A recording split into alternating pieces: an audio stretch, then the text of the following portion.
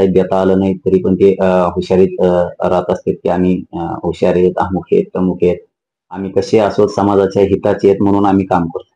ज्याला जे मनाने समजायचं ते समजावं. कोणी मनाने स्वतःला हुशार समजतंय, कोणी मनाला ज्ञानी समजतंय, मनानच अभ्यास समजते. त्याला कोण काय करू शकत नाही बघा. तसे वेगळे वेगळे व्यक्ती आहेत, तसे वेगळे वेगळे विचार आहेत. टेन्शन घ्यायचं नाही आपण. आपण आपलं फक्त गरिबासाठी काम करत राहायचं आणि ते मी करतोय.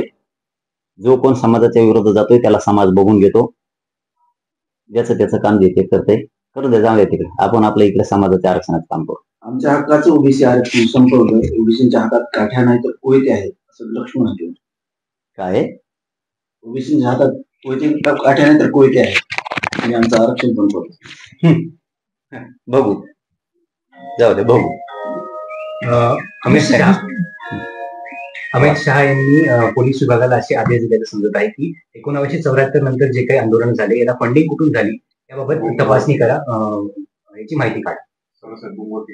ते काय माहित नाही मला, नाही ऐकलं ते काय करीन. काय होत काय करा, त्याला काय नाही ना डर. स्वच्छ त्याला काय भीती हो, काय करायचं करतो, कोणाला काय करायचं ते करू. तुम्ही आजपासून कोणती प्रमाणपत्र जे वाटप झाले ते देखील तपासणार होतात. आतापर्यंत काही तपासणी झाली? चालू केलंय. हिंगोलीचे येऊन गेले, जिथले जिथले वाटलेत. आता लातूरचे येणार आहे. 2-3 वाजेपर्यंत, जास्तीत जास्त 3-4 वाजेपर्यंत सगळे येऊन जातात. काही आढळलं का त्या? मी ते उद्या बोलणार, काय केलंय, कसं करायचंय, पुढे काय करायचंय, उद्याचा डाव उद्या. आज फक्त पूर्ण विचारून घेतोय, कसे दिलेत, काय केलेत, कसे आहेत, काय. मी 2-3 वाजता विखे साहेबांशी बोलणार आहे या विषयावर. आज मुंबई हायकोर्टात हैदराबाद विद्यापीठाची जे आर निघालाय त्यावर सुनवाई होणार आहे. सरकार आहे ना, सरकारने जे आर काढलाय, सरकारची जबाबदारी आहे समाजाच्या पाठीशी उभा राहणं, जे आरच्या बाजूनं मोठी फौज उभा करणं, वकिलांची, महाधिवक्त्यांची. ही सरकारची जबाबदारी आहे. सरकार काम करत, आमची जबाबदारी आम्ही पार पाडली, पाडणार आहेत. आम्ही रक्षण करणार आहेत जे आरचं, आम्ही लढणार आहेत, मराठ्यांना आरक्षण देणार आहेत. आमची इमानदारीची प्रामाणिक लढाई सुरू. काल धाराशिव मध्ये तुम्ही दिल्ली जाण्याचा एक इशारा दिलेला आहे, साधारण त्याबाबत कधी बैठक होणार आहे का? आणि विजय मेळाव्या संदर्भात देखील तुम्ही भाष्य केलं होतं.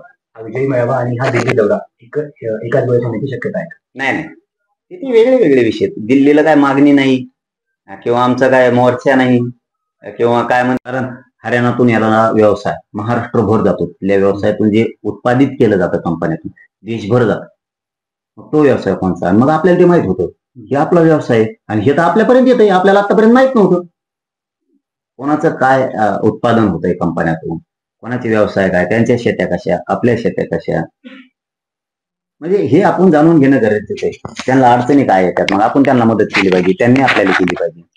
आपण तर सख्खे भाऊ येत पण माहित नाही, जवळून एकमेकाला खेटून बी गेलो, ओळख नसते, माहित नसतं, कधी गाठ भेट नाही, काय करणार.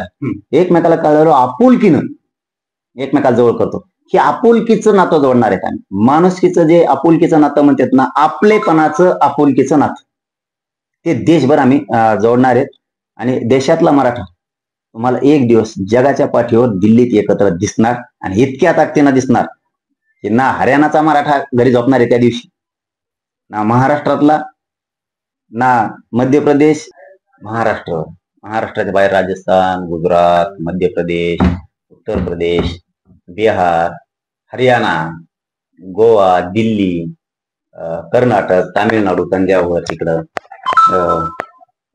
आंध्र प्रदेश, तेलंगणा, कर्नाटक, बेळगावे, अशा सगळ्या राज्यात मराठा समाज विखुरलेला आहे. बेटापर्यंत, दमण तिकडच्या बेटापर्यंत आजके फार लोक गेले. मग आमचं काम आहे भाऊ भाऊ म्हणून खूप दशकानंतर आपण एकत्र आलो पाहिजे. आनंदाचा सोहळा झाला पाहिजे, आपल्या गाठीभेटी झाल्या पाहिजे.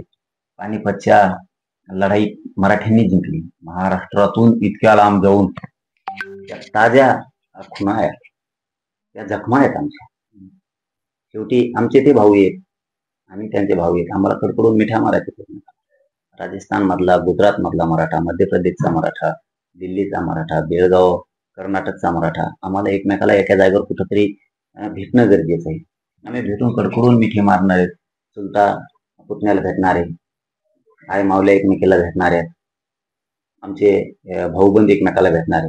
आम्ही सख्य रक्ताचे भाऊ 27-28 करोड क्षेत्रीय मराठा या देशावर, त्यांना आपण भेटलं पाहिजे, कधी भेटायचं.